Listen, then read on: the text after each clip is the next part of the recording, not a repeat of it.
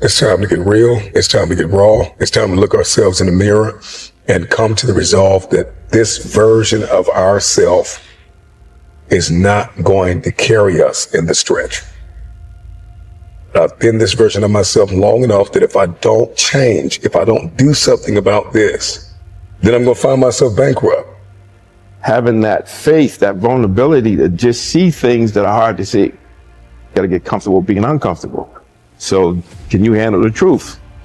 It's a question. And if you can't, then if you see that, then you can say, well, if I'm going to change, I'm going to have to figure out how to deal with that discomfort until the point that I can see what I need to see, then I can change it. So it's the persistence of continuing to do something until you can do it. Can't is not an option. It's either I will or I won't. I know I can, but I will or I won't, and that's the thing. And in some cases, you may try your hardest and you just don't win, or you don't pass a test, or you don't succeed. That's part of life. Understanding it's going to take hard work, discipline, and learning how to work with other people in order to get to the next level. There's not other people that aren't holding you back. Your boss isn't holding you back. Your parents aren't holding you back. Those are excuses. To me, there's no such thing as luck, okay? All luck is preparation meeting opportunity. Plain and simple. Once I realized that I could get better at anything, it dawned on me that how I spend my time is a spiritual consideration. And I didn't want to die with potential that I failed to turn into skill set. That, to me, that speaks to me. How much of my potential can I actually turn into skill set and get good at this stuff and push and grow and improve? Like, that to me is just this incredibly intoxicating loop. Waking up every morning with a desire to adapt, with a desire to change. Stand out today. Be different. Become something different. Stop lying to yourself and stand up and become something with worth, something with more than you've ever been. Your goals that you set for yourself, that's your power. Your ambition is your power.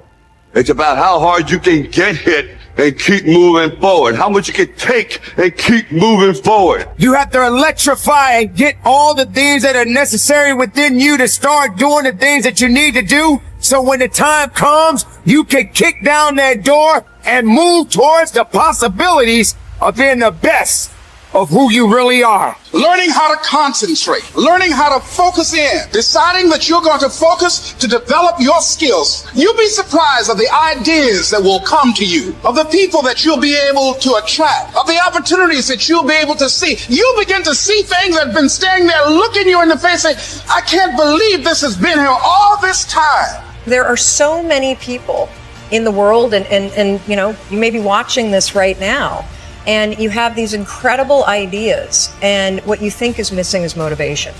And that's not true.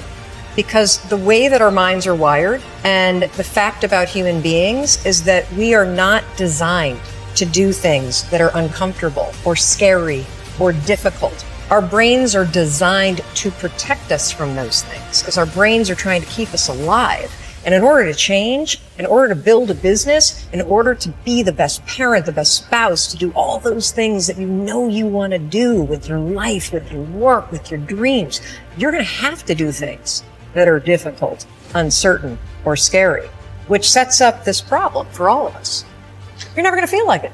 Why is it so hard to do the little things that would improve my life? Waking up and realizing that I'm never going to feel like doing the things that are tough or difficult or uncertain or scary or new. So I need to stop waiting until I feel like it.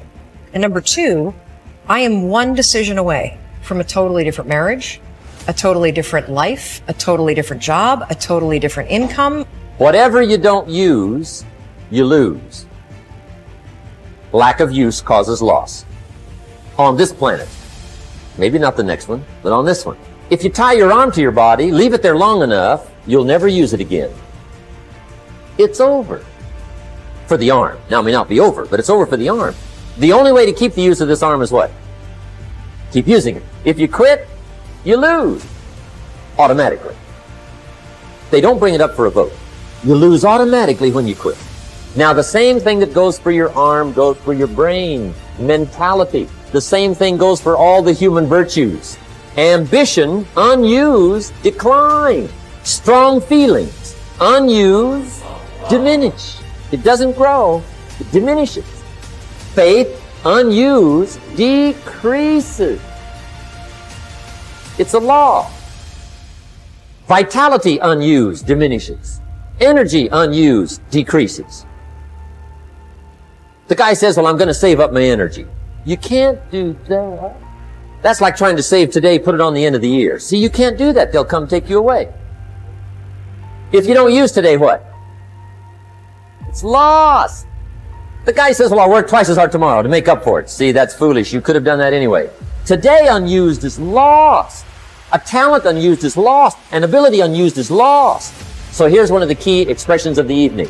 Take a new inventory of yourself. Starting tomorrow, new project. Take a new inventory and make sure that all of your talent and ability and mentality and ingenuity and vitality and strong feelings, faith, courage, make sure that all you've got's being used. Otherwise, you lose.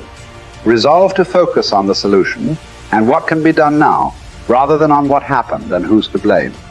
Think in terms of the actions you can take to resolve the situation, rather than what went wrong and who is to blame. To remain optimistic, look for the good in every situation.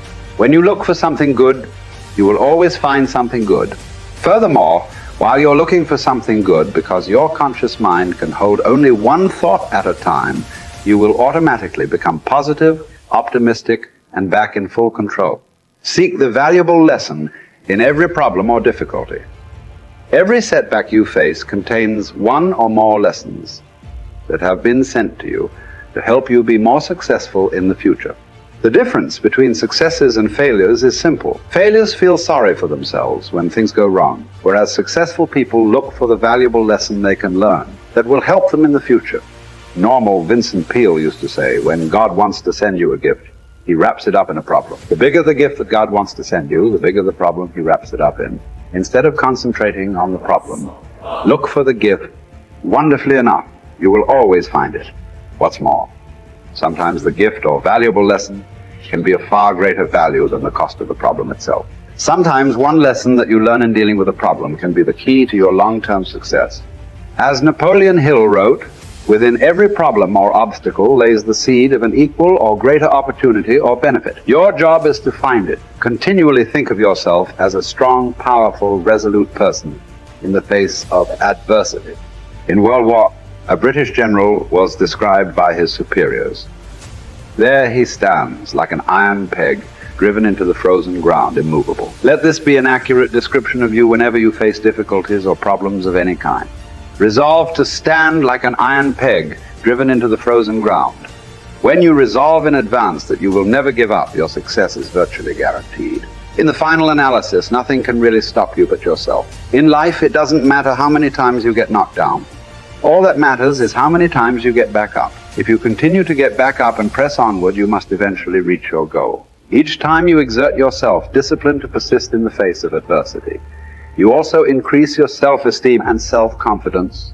Then, as your self-esteem increases, you feel stronger, more powerful, and more unstoppable. When you feel better and stronger, you become more capable of persisting the next time, and then the time after that. By disciplining yourself to persist in the face of all adversity, you put your life onto an upward spiral of self-esteem, self-discipline, and persistence until you eventually become like a force of nature.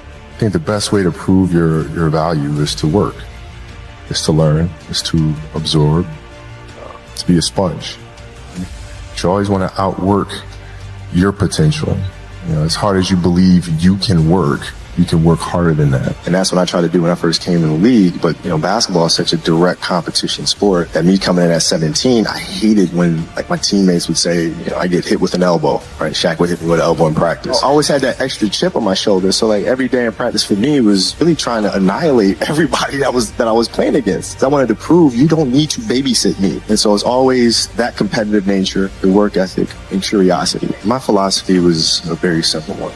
Rudy was one of my favorite films growing up. After watching that film, I come to understand if I could work that hard, what would my career be? And I made a promise to myself from that day that I was going to work that hard every single day so that when I do retire, I have no regrets. And that was the most important thing for me, is to leave no stone unturned, get better every single day. And if I lived that way, then over time, I'd have something that was beautiful. But that was my philosophy. It seems like a pretty simple one, but if you live your life to just get better every single day and do that for 20 years, what do you have?